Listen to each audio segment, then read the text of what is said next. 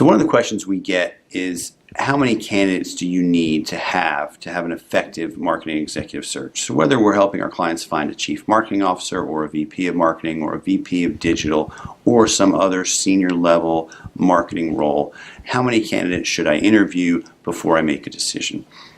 And the reality is the question's different depending on how you're going about the process. And what I mean by that is quality of the talent is the only thing that matters. In theory, if you got one really good candidate who exceeded your expectations, took them through an interview process, you should be able to make a decision to hire them or not. Now, does that theory play out well in the real world? No, it doesn't.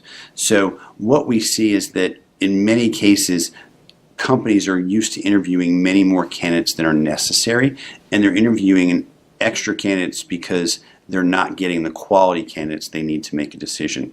So if you interview 12 candidates for an executive role and you hire the best candidate, you may be hiring the best of a bad bunch if you're not getting the right level of quality.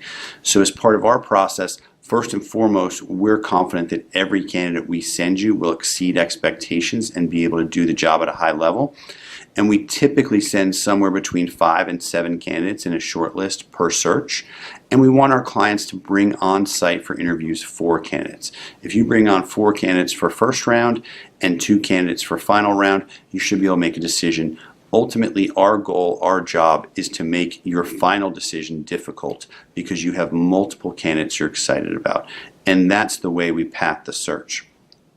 Ultimately, the challenge becomes we could present 7 or 8 or 9, but then you get into a time frame where getting all of those people through the interview process quickly becomes cumbersome, and you're going to start to lose really good candidates because you weren't able to interview fast enough.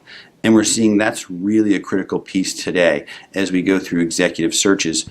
From the time we present candidates, and 9 times out of 10 when we present a candidate, that candidate wasn't looking the day we called them, interrupted their day, got them excited about your opportunity, and convinced them to update or create a resume.